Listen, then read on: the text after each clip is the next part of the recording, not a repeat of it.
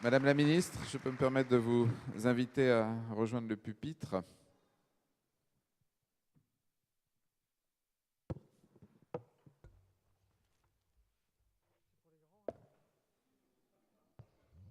Merci.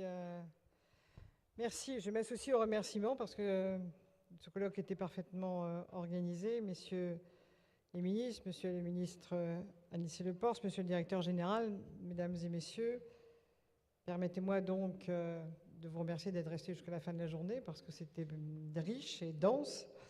Et on me dit, puisque je n'ai pas assisté à tout, que chaque échange a été extrêmement intéressant. On se nourrira du relevé. C'est un événement important que de célébrer 30 ans après sa publication l'anniversaire du texte aussi fondamental que le statut général de la fonction publique. Les 3 statuts qui se sont succédés depuis 1946, celui-ci est d'ores et déjà celui qui a connu la plus grande longévité. Ces dispositions ont résisté aux évolutions de nos administrations, ce qui est d'autant plus remarquable que peu de secteurs ont autant changé depuis 30 ans que le secteur public. La jurisprudence s'est développée, les modalités d'action publique se sont diversifiées, les attentes des citoyens et les besoins de la puissance publique ont été profondément renouvelés, mais le texte, lui, n'a que peu changé et les valeurs qu'il porte demeurent d'actualité constante. Là est sans doute l'une des forces de notre fonction publique. Son enracinement dans le temps, sa légitimité aux yeux de nos concitoyens et les services qu'elle a rendus et qu'elle continue de rendre au pays. Pour ma part, je n'oublie pas que notre fonction publique est encore aujourd'hui l'un des grands héritages des gouvernements issus de la Résistance.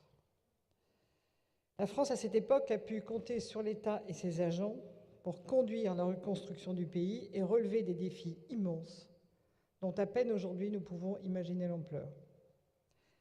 Parce qu'une partie de l'appareil d'État a failli pendant l'occupation, la France a fait le choix d'une fonction publique indépendante, protégée de l'arbitraire politique, où l'impartialité des agents était une condition de la neutralité de l'État, c'est-à-dire, au fond, de l'égalité des citoyens devant la loi et devant le service public. Parce que les défis de la reconstruction étaient considérables et qu'il revenait à la puissance publique de les assumer, la continuité du service public a été garantie, car elle était une condition de l'efficacité de l'État.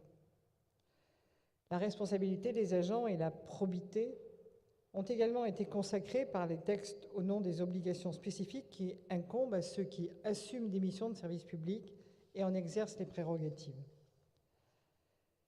Ces impératifs n'ont pas changé. Ils fondent l'identité de notre fonction publique et constituent sa raison d'être, le cœur des droits et obligations des fonctionnaires. La neutralité, l'impartialité, l'égalité républicaine, mais la continuité, la responsabilité et la probité restent aujourd'hui des exigences fondamentales. Elles sont au cœur des attentes d'une société en crise, en perte de repères, en mal de solidarité, frappée par toutes les dérives du chômage, de l'individualisme, du communautarisme et du repli sur soi. Grâce à Anicet Le Pors, avec la conviction qu'il nous a fait partager ce matin, c'est ce modèle que François Mitterrand et Pierre Mauroy ont décidé d'étendre aux collectivités locales et au secteur hospitalier. Ce fut là un choix profondément politique. Et c'est sur cette base que tous les gouvernements successifs ont travaillé depuis lors. Je tiens à saluer ici mes prédécesseurs, dont la présence aujourd'hui montre qu'au-delà des convictions de chacun, comme je viens de l'entendre, Jean-Paul Delevoye, un consensus existe en France autour de notre modèle statutaire de fonction publique. C'est d'ailleurs une leçon à méditer que tous les gouvernements, depuis 1946, quelle que soit leur attitude à l'égard des fonctionnaires, en sont tous arrivés au constat que le lien statutaire et non contractuel qui unit l'employeur public et l'agent est le plus adapté aux exigences de la puissance publique. En fondant l'accès aux emplois publics sur le mérite et la compétence conformément à la Constitution, il permet à la France de disposer d'une administration reconnue pour son expertise et capable d'assurer ses missions avec l'impartialité et l'indépendance nécessaires. En rendant l'agent titulaire de son grade, il lui offre également une sécurité supérieure à celle du salarié de droit privé. Mais contrairement aux idées reçues, il offre ce statut en même temps, il offre à l'administration une souplesse supérieure, ça vient d'être décrit, à celle d'un employeur privé, notamment parce qu'il lui confère une marge de manœuvre importante pour employer l'agent et répondre aux obligations spécifiques du service public. Chaque année, par exemple, ce sont plus de 100 000 fonctionnaires qui changent de poste ou d'affectation géographique, notamment du fait de nos réorganisations administratives. Ce sont là les exigences et les contraintes ordinaires du service public qui doivent en permanence s'adapter, évoluer et se moderniser. Imagine-t-on les coûts et les lourdeurs de gestion qu'impliquerait la généralisation d'un modèle contractuel au sein de la fonction publique? Et imagine-t-on l'État ou les collectivités renégocier systématiquement les contrats et les conditions d'emploi des agents à chaque réforme et à chaque réorganisation? À ceux qui rêvent d'une abolition du statut, une analyse lucide répond que sans le statut des fonctionnaires, il n'y aurait pas de réforme de l'État possible dans notre pays. Et à ceux qui citent l'exemple des modes de gestion des grandes entreprises, qui ont également leur pesanteur, je leur demande de me citer un seul employeur qui est à gérer 2,5 millions d'agents et plus de 900 métiers différents. L'État, du fait des missions qu'il assume, est aujourd'hui le premier employeur d'Europe, tout secteur et tout pays confondus.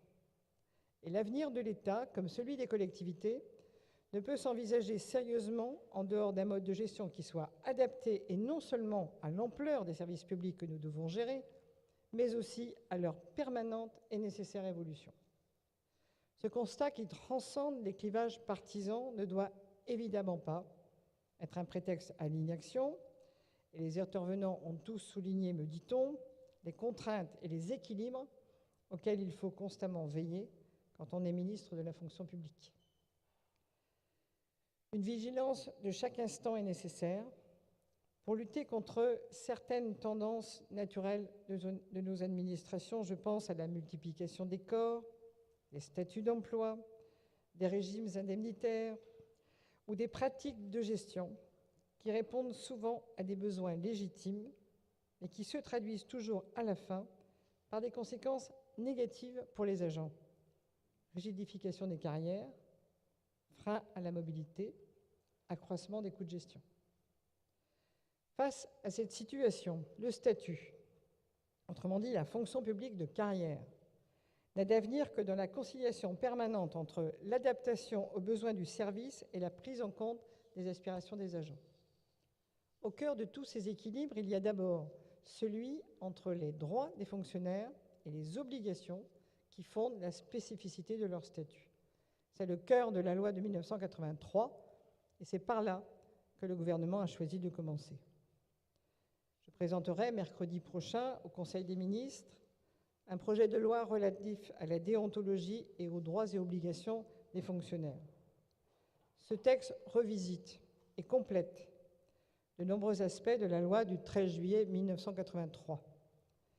C'est d'abord un message d'attachement à notre modèle statutaire que le gouvernement adresse aux citoyens de France, mais c'est aussi une façon de témoigner notre reconnaissance aux agents et de redonner du sens à leur métier, à leur mission et, j'espère, à leur passion. L'objectif est bien de conforter le statut général, de renforcer sa portée politique, de faire en sorte qu'il ne soit pas simplement un texte de gestion, mais qu'il porte une vision du service public et qu'il donne de la visibilité aux valeurs républicaines qui sont celles qu'incarnent quotidiennement les agents. C'est le sens de l'article 1er par lequel nous inscrivons dans la loi quelques-uns des principes jurisprudentiels les plus fondamentaux qui s'appliquent à la fonction publique: neutralité, impartialité, laïcité et probité. C'est également le sens des chapitres relatifs à la déontologie qui renforcent significativement les dispositifs existants en matière de transparence, de prévention des conflits d'intérêts, de cumul d'activités ou de départ vers le secteur privé. Mais à côté de ce renforcement des obligations des agents, nous avons placé 2 chapitres dont nous estimons qu'ils renforcent le droit des agents. C'est le choix que nous avons fait en étendant la protection fonctionnelle aux familles des fonctionnaires. Les ayants droit des fonctionnaires victimes d'agressions ont le droit de bénéficier de la protection de l'administration devant la justice, de même que les familles de fonctionnaires, quand un conjoint ou un enfant d'agent est victime d'agression du fait de ses fonctions. La protection des droits des agents a également été notre objectif en matière disciplinaire. Notre texte permettra d'unifier et d'harmoniser les échelles de sanctions entre les 3 fonctions publiques et d'encadrer surtout l'action disciplinaire par un délai de prescription qui obligera l'administration à agir. Sur tous ces points, le gouvernement souhaite porter une vision exigeante de la fonction publique, fondée sur un haut niveau des droits et un haut niveau d'obligations. Nous voulons des fonctionnaires exemplaires, dont chaque obligation est une garantie pour l'usager. Mais nous voulons aussi des employeurs exemplaires qui sachent respecter les droits des agents. C'est dans cet esprit que j'ai souhaité faire figurer dans ce texte un 3e chapitre qui transpose dans la loi les avancées du dialogue social que nous avons engagé, que ce soit en matière d'égalité entre les femmes et les hommes, avec l'accord unanime du 8 mars dernier, en matière de titularisation des contractuels ou en matière de dialogue social. C'est une période de concertation intense qui vient de s'achever par un vote favorable du Conseil commun de la fonction publique. Et je tiens à saluer l'important travail réalisé avec les organisations syndicales et les employeurs qui a permis d'améliorer ce projet de loi. D'autres occasions se présenteront de faire évoluer le statut des fonctionnaires. Je pense notamment à la mission sur la rénovation statutaire confiée au président Bernard Pecheur et dont le gouvernement attend beaucoup. Après les valeurs et les principes fondamentaux, il sera temps, en effet, d'ouvrir le chantier des modes de gestion qui en garantissent l'équilibre au quotidien. Sur ce point, vous le savez, les défis sont considérables. Les collectivités publiques sont confrontées dans les années à venir à des besoins multiples. Recruter des personnes compétentes, issues de toutes les composantes de la société, qui s'engagent dans des métiers pour assurer des missions dont le sens et les valeurs sont connus et attrayants. Les motiver tout au long de leur carrière en les gérant de façon juste et de façon personnalisée.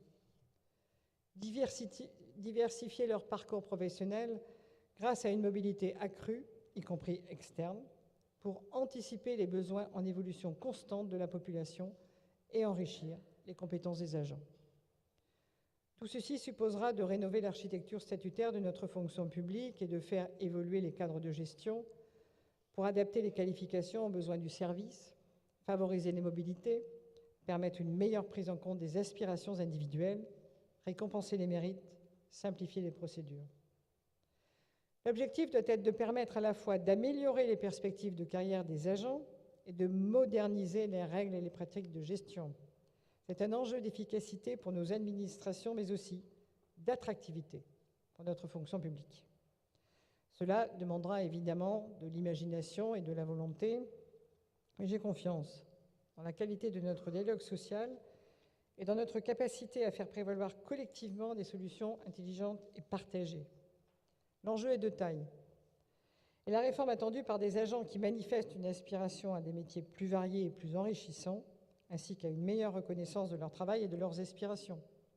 Il s'agira d'écrire une nouvelle page dans l'histoire de la fonction publique et de prouver, une fois de plus, que le statut est une forme suffisamment souple et protectrice pour répondre à des besoins sans cesse renouvelés dans des circonstances à chaque fois différentes.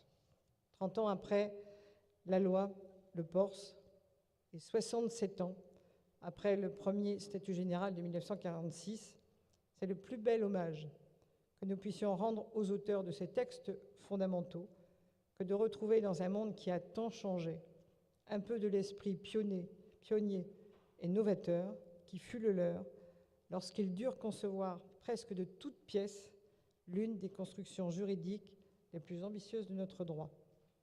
Que cette journée soit donc l'occasion de leur rendre cet hommage et de témoigner publiquement de la fidélité du gouvernement à l'inspiration qui les a guidés et à cette idée du service public qui nous réunit tous. Il y en a dans la vie des fonctionnaires comme dans la vie des ministres, de rudes journées, de bonnes journées.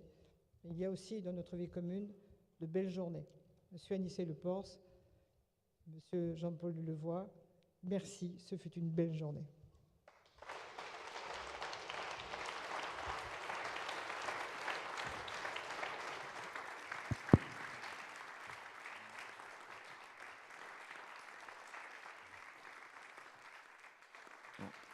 C'est une belle journée qui se termine.